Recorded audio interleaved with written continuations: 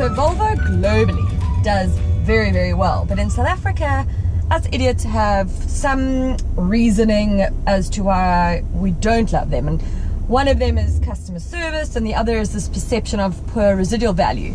But like the MD of Volvo South Africa said to me the other day, that it is just that perception, and sales don't really match that perception. Volvo has introduced the S90 into the luxury sedan segment. Limits will reach for the sky. No mountain too deep, no mountain too high.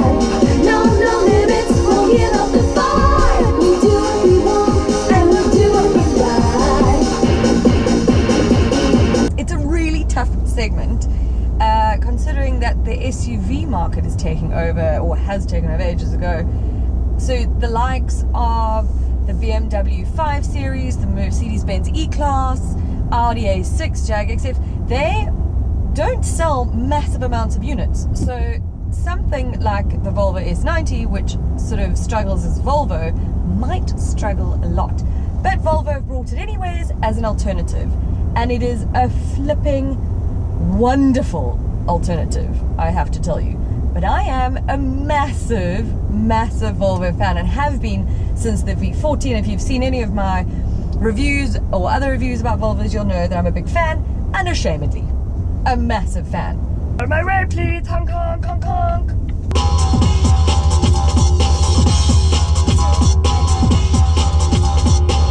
So the S90 shares the same platform and some components as the very successful XC90, which is another one of my favorites.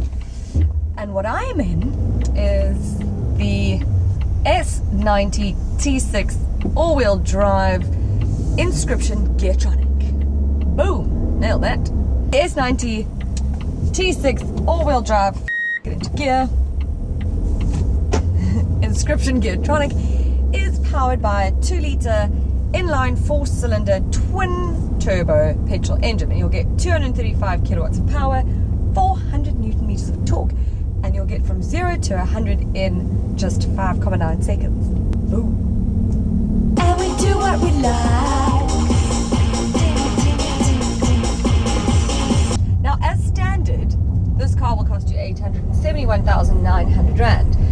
But this test vehicle, with all its extras, etc., comes in at just over 1 million Rand. So you can expect some luxury. But as standard, it is still really good value for money and worth it. You've got things like rear parking sensors and ABS with EBD, 6 airbags, and then it's got IntelliSafe.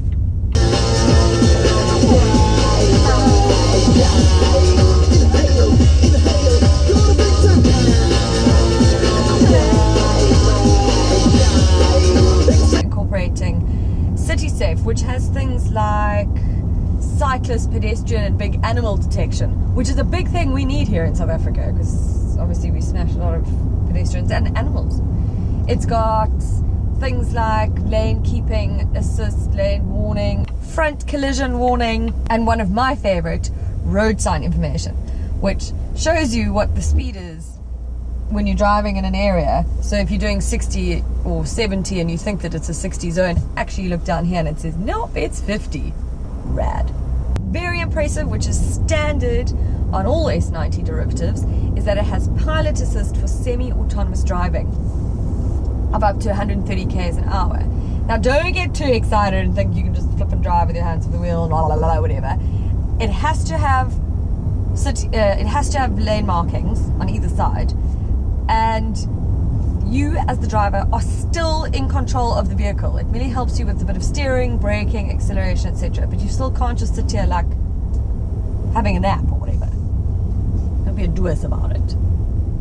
Something you might want to add on to your options list is the premium pack. Okay, it costs you 65,000 Rand, sure, but it has visual park assist, which incorporates a 360-degree HD camera. And with a car this size, I mean, it's bigger, it's longer, it's wider than its competitors. So to have something like that is really, really helpful. I shall show you. Insert Jules showing us how to park with that. That's cool, huh? Okay, there. that cross traffic alert letting me know that I could not go because there were cars coming.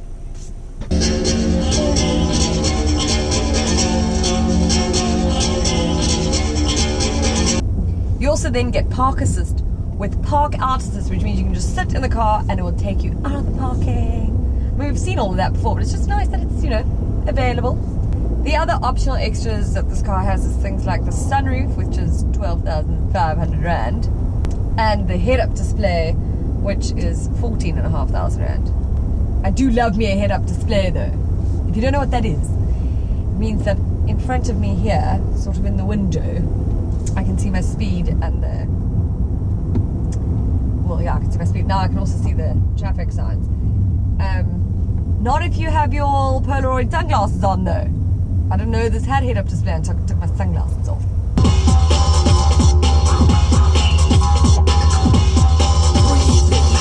When a car costs this amount of money, you sort of expect perfection. And so I am, I guess, a bit like nitpicking a bit to find things that are wrong with it. But there's certain things that bother me, okay? Because everything else is perfect. Everything else is like the ride, the comfort, the seats, this leather. Good Lord, that feels nice. Everything on this car is just wonderful. Couple of things. So the electronic boot lid, which is on that premium pack I spoke about, when it's a bit dewy in the morning, which it has been the last couple of mornings, if I press the button to open the lid, it doesn't open unless I actually push it, because it's almost got stuck. So it's almost like a suction thing or something. So that would bother me if I'd spent the money. The other thing, holy around, that is, and I know I've had a problem with it before, but it is stop start, and this car has quite an intrusive one, and I can't turn it off even though there's a button here. So it might just be the car, this particular one, but it's really bothering me because I've tried to turn it off. I have to go into, look, there are different driving modes. Hold on when I go around the corner. There are different driving modes, so eco, comfort, dynamic. If you put it into dynamic, you don't have to worry about stop start, obviously. I'm not worrying about fuel consumption. But I don't want to always be in dynamic. I had my gran in the car last night. I was like in dynamic. I was like thrashing her around the back there, shame.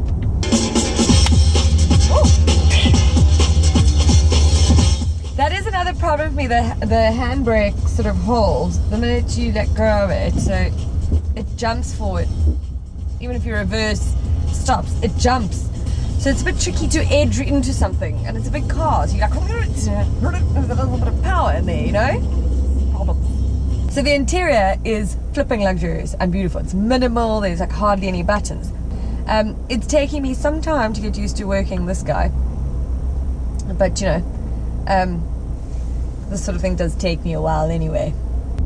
It's a flipping premium car, and like I said, good value for money. So I think it's a worthy alternative